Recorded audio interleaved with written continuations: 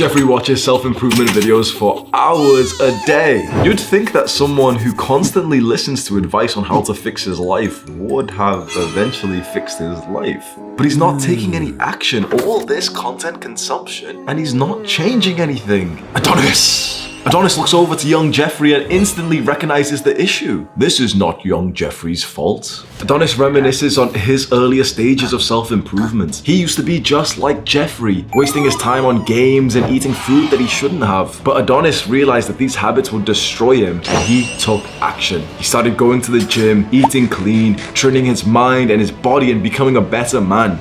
I honestly think that you're in the worst position to be in, because before you heard about self-improvement and you were watching videos like this, you had this level of ignorance with your bad habits, didn't you? You kind of knew that they were bad, but you didn't really think about them day to day. You were just like your friends who just go and play video games and don't really think about the consequences. But then you became aware of how negative that would be for the long term if you kept up those bad habits of playing video games, watching porn, junk food, Netflix, all this like stuff that you know is just kind of pleasurable and fun right now, but it makes your life worse in the long run, especially if you get addicted to those things. Previously, you didn't really realize how bad these things were, so you could enjoy them. Now you're probably finding that you still do some of these bad habits, but you can't even enjoy them fully because that thought is always in your mind of the consequences of your actions, isn't it? And this, honestly, this messed me up. When I think about this period of my life that I'm about to tell you, like I can't even help to begin to almost feel like tears in my eyes when I think about the period of my life of like early 2020 at the start of the COVID lockdown. Because for all of my life before that moment, I did a bunch of bad habits, but I wasn't really clued up on what the negative consequences were. You know, I was just like a young guy playing video games, maybe drinking, maybe partying, maybe, you know, just messing around, wasting time, scrolling on my phone, porn, video game, you know, all this stuff. It was just kind of like, yeah, that's, you know, what I do. That's what everyone does, right? But early 2020 was the first time that I actually started to watch some self-improvement content, and it plagued me with awareness. It made me aware just how bad I was treating myself, but it also gave me hope for a better life. I remember around that point, the OGs of self-improvement will know this, around that point is when dopamine detoxing first took off, and a bunch of the big self-improvement YouTubers at the time made a couple of videos on them, and they got really, really viral, and everyone started to look into dopamine detoxing, how to do the hard work, especially when you don't feel like it, how to train your brain into liking hard things. This niche took off, and I remember I desperately needed to learn the knowledge for this. I was literally waking up smoking weed all day, and I remember watching these videos of people saying, yeah, you know, like you've got to control your dopamine, you've got to be able to like, you know, cut out these bad habits. And I swear I'm watching these videos with weed ash all around my computer. Probably after watching it, I'm just gonna go back to playing games. I've got some like cheesecake or something being delivered on Uber Eats right now, and day in, day out, I had this thought that I needed to change, but I just kept on finding myself going back to the same bad habits. I didn't want to do those anymore, but it was just who I was. It was just the thing that I was, you know, supposed to do. You know, I wake up and yeah, like, you know, I'm not supposed to smoke, you know, smoking's like bad dopamine. I don't want to smoke weed anymore. No. And it almost feels like a full-time job. You probably know this, don't you? Like if you're trying to quit a bad habit, like one that's actually quite like nice for you that you really like, it feels like a full-time job, doesn't it? It feels like you have to think about it literally like 24/7. It's like mentally draining to not do it, isn't it? And it gives you like this sense of nervousness of like, okay, am I gonna relapse today? Oh no, I really hope I don't relapse today. I really hope, no, I'm not gonna watch porn today. I'm not gonna play video games today. Oh man, no, I really feel like it. No, don't, because I'm on day 3, and then you just can't help but to like just go a bit unconscious and just move your finger over, or, you know, like scroll on your phone down to Reddit or something, or to like move your cursor over to the video game that you want to play. It feels like it's unnatural, doesn't it? It's the natural thing to keep doing those bad habits, and that's like the normal thing, right? Imagine if you were just unconscious all day but still, you know, able to move around. You'd naturally just go and do that bad habit, wouldn't you? It's somewhat unnatural to not do those things that we've been doing for so long, and for a lot of guys this is video games, right? You know, I'm going to tell you something you might not have known about me. I used to do one-to-one self-improvement coaching. It was like the first part of like the business that I did on YouTube, where people would pay me to hop onto a video call with them, and I'd listen to their problems and I'd try and give them some advice. I don't do this anymore. I don't really have anything to sell you, but I used to do this when we just had like, you know, 1,000, 2,000 subscribers. And very interestingly, there was an older gentleman who actually bought my package. He was like 45 years old, and he wanted help to lose weight. So he said, in his words, he used to be like fit and young like me, but then as the years went on, he packed on like the pounds, he's married and stuff. himself and he just stopped like exercising as much. And he was a really nice guy. Like he was very like supportive. He'd give me a bunch of like compliments on the work that I was doing, and he said it was very important. We started to talk about his eating habits. What we're talking about here with his story will be relatable to you, even if the thing that you want to improve on is video games, for example. So I'm asking him, you know, what kind of things do you eat? What do you do which is causing like this fat gain? So he was very overweight. And you know, he started telling me his diet. So, you know, in the morning he'll be kind of nice, he'll eat the right things. But slowly as the hours go by, he'd just get intense cravings out of nowhere. He'd maybe get a feeling of loneliness or feeling a little bit depressed. And this is, you know, whilst he lives with his wife, he truly did love his wife. Their relationship seemed to be good with me, but he had a feeling of loneliness and, you know, some like internal psychological negativity throughout the day. And that would then cause him to almost seek comfort in his diet. And then he'd binge eat thousands and thousands of calories. And then I asked him what he had done so far, which is a really good question to ask. If you're ever trying to help someone, if I can give you a very quick tip before we get to the rest of the video, always just ask lots and lots of questions. You should barely do any of the talking. If you're trying to help a friend or help anyone who needs your help, literally just ask as many questions as possible and let them do quite literally 95% of the talking. Because if you really want to help them, you want them to think of the idea themselves and you just kind of lead them to it. It's the best way to help someone. I learned this over like a bunch of reading and everything. So then I asked him another question. And I said, okay, what have you done so far to try and improve this? And he says, you know, like I've tried to like sign up for the gym and maybe I go twice, but then I just kind of don't do it. And with my diet, I've tried to, you know, improve my diet and eat cleaner, but it just feels unnatural. And then I knew exactly what to help him with. It would have been really cool if I had this object, but I told him to imagine a rubber band. So if you imagine this right now, imagine a rubber band. If we pull one side of this rubber band, this is what you've been doing to try and stop your bad habits. This pull here, you've been doing the real world activities. To quit watching porn, you've downloaded the porn blocker. To quit playing video games, you've uninstalled the video game, haven't you? To quit eating junk food and to lose some weight, you've went to the gym and you've, you know, tried to throw away the junk food. You've done this thing, right? So you've pulled the rubber band up this way. You have done the things of the real world. But guess what? Eventually, the rubber band snaps and goes back to its starting point. You can't hold this tension forever. This is tension. This is unnatural. This is what we've been doing all this time. It feels unnatural. It feels like we have to pull it this way and there's always tension to snap back to this starting point. Another analogy I gave to this same gentleman was that he was swimming upstream. So, you know, like in a river or whatever, like he's going upstream and it's harder because the water's hitting his face and pushing him back upstream. And yeah, you can make some progress, but eventually you get tired and you're gonna go back down to the natural flow of the stream. So I said to him, we need to flip this around. We need to change the direction of the stream entirely. We need to not move this side of the rubber band, the real world activities that we focused on all this time, those website blockers, this idea of, yeah, I'm just not gonna buy the junk food today. We don't need to move this because we've tried this so many times. Bro, how many times? We don't have studies for this, but you know that this is true, right? Haven't most people wanted to like lose weight? Haven't most people wanted to go on like a fat loss journey, especially in the New Year's? And haven't most people wanted to get fit and go to the gym? And most of them, 90% of people literally never make significant progress in their fitness journey. They go right back to this starting point. That stream pushing them all the way back. So the answer is clear when it's explained like this. We need to change, not this side of the rubber band, but this starting point. We don't need to tell someone, here's how to swim upstream even faster, because that can be nice and they can make a little bit more progress, but eventually the stream will push them back down. We need to move the entire stream and change its direction. How can we do that? How can we change your starting point? How can we change which way the river flows? Well, it's not in the physical world around us. It's mental. And once you understand this, you might be a little bit shocked of how easy and fast it was. What we need to do is change your starting point. You know what the issue was for this gentleman? His starting point was, in his words, a fat man. That is how he talked about himself. That's how he saw himself, as a fat man. I'm quoting this. I'm not being insulting. This is what he used to call himself. A fat man goes on a run, does some dieting, you know, he tries to make a little bit of progress, he eats an apple today, but then it snaps back because he's still a fat man at the end of the day. It's this that we have to change. This is your identity, your self-image. This video would get so many more views if I just linked you like some website blockers and I said, oh, if you just want to block like a website, then you can go click on this and download this Chrome extension, and that really helped, guys. But if it was that simple, everyone would have one and everyone would literally be successful in never watching porn again, wouldn't they? But it's not that simple, because that's not the issue. There's tons of people out there who don't have porn blockers or, website video game blockers or anything installed in their computers, and they never watch that stuff anyway. There's a lot of people out there who go into a supermarket, walk past the snack aisle, and it does nothing to them. I'm one of those people now. And I don't say that to, like, you know what? I do kind of say that to boast. It's one of like my greatest achievements has been able to control my diet. And I'm finally one of like the people, like I could have my favorite snack in front of me and it doesn't really do anything for me. If I've planned it into my diet and it's, it's like a nice little break because I've been really good on my diet recently and it's a piece of chocolate or cake or something, okay, fair enough. It's in MyFitnessPal, fair enough. I've become one of those people and I can't even tell you how proud I am for myself. The reason why I think I was able to help this guy is because even though I was a lot younger, certainly I'm not, some professional, I'm really not, okay? I had my own real life journey with binge eating. And binge eating, a lot of people don't really know. It's not simply that you just ate, a lot. Oh yeah,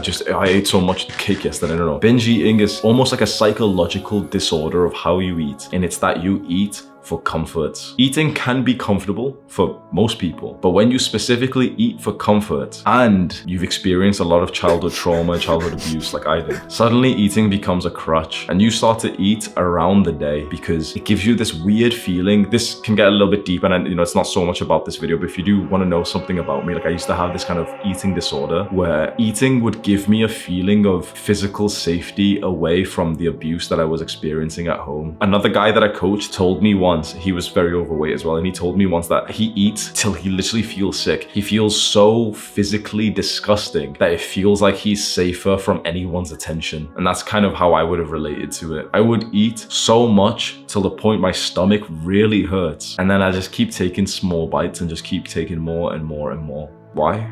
Eating gives you a sense of comfort. And when you live in a PvP enabled zone like I did, and I was getting beaten every couple of days, every week or so, I was getting threatened of violence, of abandonment. It's the only comfort that I had. Well, that and video games. And so I binge ate most days for years and years and years. I was just lucky that I was able to control the weight in some sense. Maybe it's I don't know what it is, metabolism or something. So I was never fat. But I certainly did get to 20% body fat, which is unnatural for me because I'm quite a skinny guy naturally. I got to 22% body fat at one point in 2018, 2019. Every day binge eating. Eventually that turns into binge drinking. And I started to drink half a liter of vodka before going on a night out. A lot of alcohol. And then I discovered weed. And then I started to almost, not really binge smoke. I never smoked a much volume of weed, but I smoked every single day, all day, which was a problem. I think I would have smoked more if I could have afforded more, but I just couldn't. So I was like this for years and years and years. This was my major bad habit. I was just a binge. I was a binge eater, binge smoker, binge drinker. And when I did play video games, when I became an adult and I had my own laptop away from the family home and I could play as much as I wanted, I was a binge gamer. It's not exaggeration when I tell you that sometimes I'd play RuneScape 12, 14 hours a day whilst I was in university and I should have been focusing on other things. I remember even being in my part-time job in university. I had this part-time job when I was a receptionist and RuneScape for the mobile just got released. And so I literally used to just play RuneScape on my shift whilst I was in work, which to me it sounds like a genius idea. Yeah, I'm getting paid to play RuneScape. Yeah, it sounds awesome, doesn't it? But when you realize that, yeah, then your work performance is going to be reduced. I lived like this for a very long time, and then since May 2020 I've never binge drank again, never binge gamed again.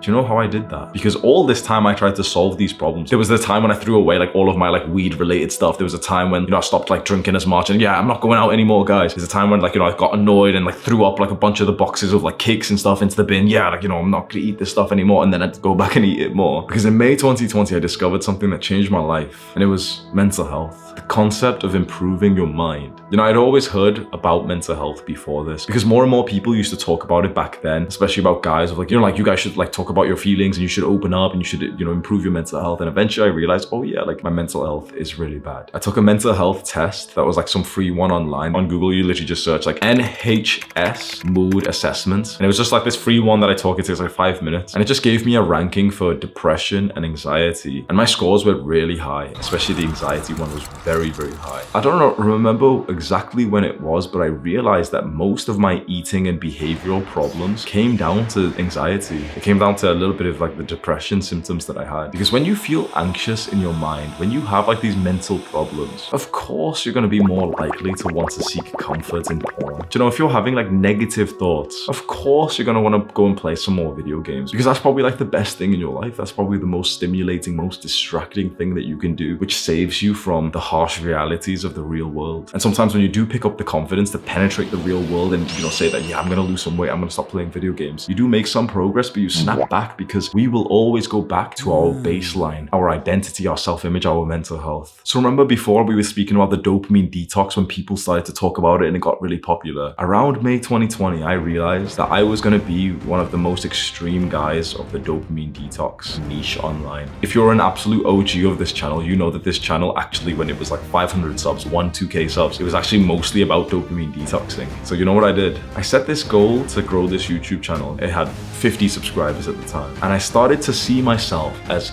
that disciplined guy who was on the dopamine detox. I started to see how I would appear in the eyes of other people. And usually people say this is a bad thing. Usually people say like, oh, you know, don't care what anyone else thinks. But for me personally, it genuinely saved my life. I started to see myself as that disciplined dopamine detox guy that I could, like, you know, picture someone clicking onto YouTube and seeing my videos that you can go and look if they're still all there, seeing the videos I made 2.5 years ago in May 2020, where I'm talking about like I've been on a dopamine detox for 6 weeks. At the time, every single YouTuber who was talking about dopamine detoxing was talking about it in this clickbait way of like, yeah, just here's how to reset your mind in 24 hours. Here's how to change your life in 24 hours. I saw that and I was like, okay, these guys are literally just scamming everyone who's watching. You can't change your life in 24 hours. It's BS. You can't like cure your brain in 24 hours. And I said, okay, I know for a fact what you can do to save your life, and it's to get onto a dopamine detox, but not for 24 hours, not for a week, but just try and say, okay, well, this is my new life now. I started to see myself as a military style disciplined guy. And so I wrote down a timetable, my old like May 2020 timetable, where I'd wake up at 6 a.m. every single day and I'd just go out on a run and I'd go use the gymnastic rings. And when all the gyms were closed, and I'd go work out in nature, and then I'd come home and do like 6 hours of work when I wasn't even used to doing literally 1 hour of work without distracting myself. And I'd eat totally clean and I'd meditate and journal. And, you know, I started to see all these things in my mind and almost get this sense of pride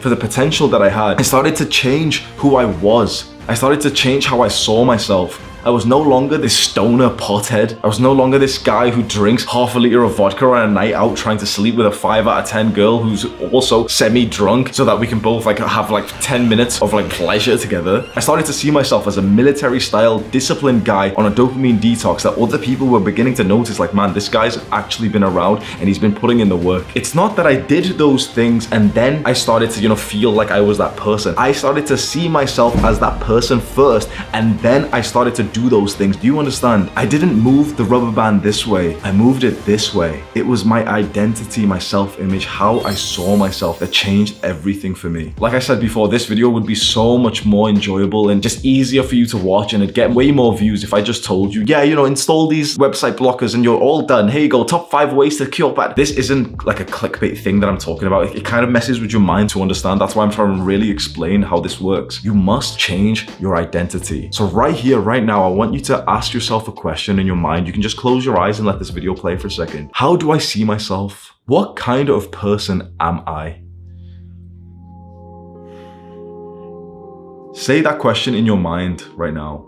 What kind of person am I? How do I see myself? Who am I? And don't big this up. You know, you've just watched me kind of like rant with a bit of confidence. Don't say, yeah, I'm a really sick guy. Genuinely think about your habits, especially the bad ones. Think about them. Think about what you want to improve on. And then truly see like a summary of who you are in your mind. A realistic summary. Chances are, if you are watching videos like this identity of yourself that you're thinking of right now, this summary that you've just built up, this, you know, like flashes of your habits that you've just built up, chances are it's going to be kind of negative. You know, if you were an amazing, positive guy, then, you know, you probably wouldn't need to watch a video about how to cure bad habits, would you? So it's probably going to be kind of a negative perception of yourself. You might see yourself as somewhat of a loser, certainly not a winner. You might see yourself as the kind of guy who's been struggling to get girls, who feels a little bit lonely, the kind of guy who's maybe a little bit addicted to video games and junk food and, you know, all these things. You know what's interesting? We've never considered this, and it seems crazy to think this, and hopefully you can just understand what I'm about to say. You may be addicted to video games, not because, you know, you've been playing them for so long, so now you just built up an addiction of them, but maybe because you see yourself as a gamer. Does that make sense? It may not have been our actions that actually caused us to get here. It may actually have been our identity, our self-image that caused us to get here. There's a slight difference. Most people think that all you need to do is just take action, don't they? Yep, just take action, just take action. But a guy who sees himself as a fat man who takes action, okay, he'll take action for a week and he'll lose 1 pound of fat, but he was 270 pounds before. He's 269 pounds. He doesn't look any different. He doesn't even feel any difference. He still sees himself as a fat man. And so what is a guy who genuinely believes that he is a fat man going to eventually do, which aligns with his personality and his perception of himself? Well, he's going to go reach for that junk food within a week, isn't he? He's not going to be able to stay onto the good habits he's doing. But what if this same guy who considers himself to be a fat man closed his eyes every single day for 5 minutes and started to see his body transform and his athleticism improve to the point that he no longer saw himself as a fat man, but rather an athlete? And what if this same guy started to say to himself, even at 270 pounds, even at 30% body fat, he started to say in his mind, I am an athlete. I am an athlete. I am an athlete. What if he started to surround himself with athletes? What if he started to consume the content of athletes and be like, yep, I'm just like this guy. So this athlete, he wakes up and he has a protein shake every day. Okay, I'm gonna wake up and have a protein shake every day because that's what athletes do. I'm an athlete now, so athletes have protein. Okay, so what if he started to do the identity shift first in almost like a delusionary way, in almost like, a silly way? He's 270 pounds, he's fat. He genuinely, objectively is fat. But if he started to just see himself as an athlete, he would probably make more progress than he's ever done before. And what about you?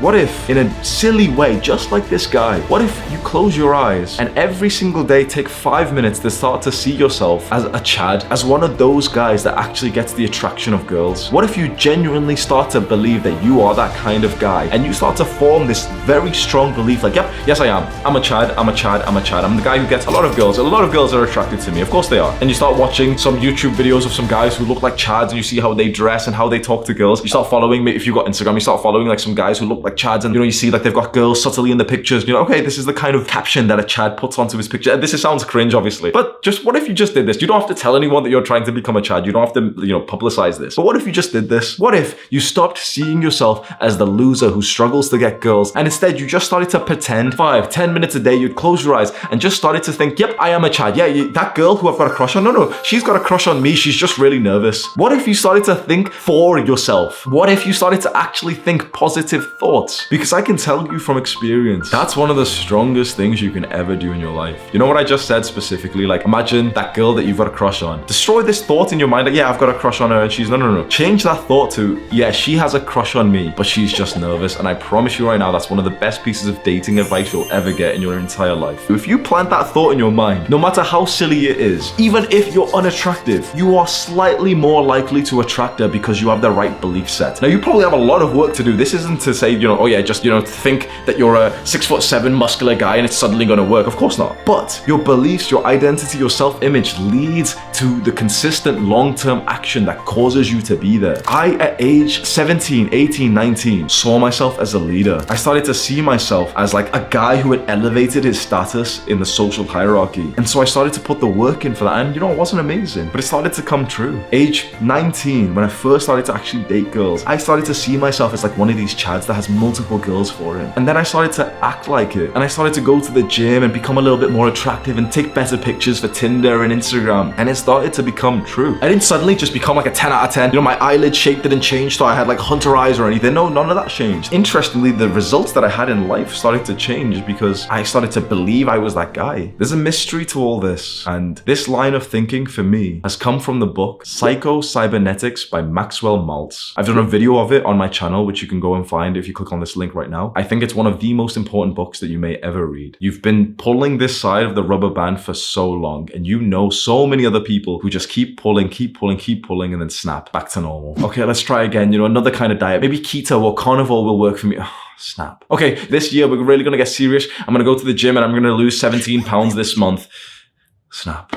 Change this. change your self-image. And the two ways to do that is through visualizations and affirmations. Close your eyes and just keep saying that you are this person that you want to be. I close my eyes now and I will say to myself, I am a fighter. I'm excellent at fighting. I'm so good at fighting. I'm so disciplined that I go to multiple MMA sessions per day. I had my first amateur fight and I walloped the guy. And none of that's even true. Literally, I've not even had my first amateur fight. But what if I just start to imagine? What if I just create like a mental movie of myself? I'm in the ring right now. The stadium is packed. Everyone's watching. Sam's by my corner. Everyone's taking pictures. There's flashes of cameras. My girl is there staring and I can't get beaten up in front of her. The guy's right in front of me. I just noticed that every time he goes for a jab, he pulls his arm back a little bit too slow. Oh, he's done it again. If he does it one more oh, he's about to jab again. He throws the jab and I already know what to do. I'm gonna smack him hard with my right elbow.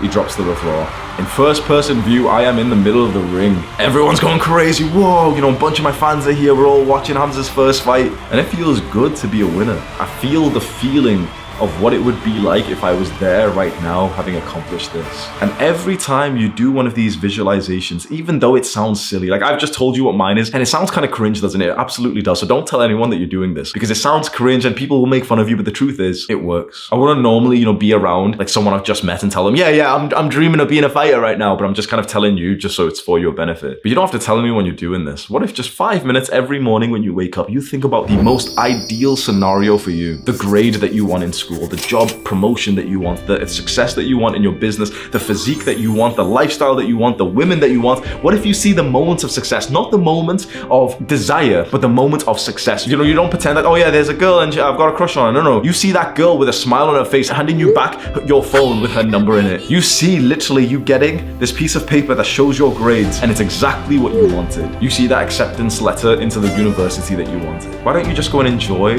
that feeling of being a winner for 5 minutes a day? And you will undeniably find that it will start to creep into your day-to-day life. And you will just start to act and believe and think exactly like that guy.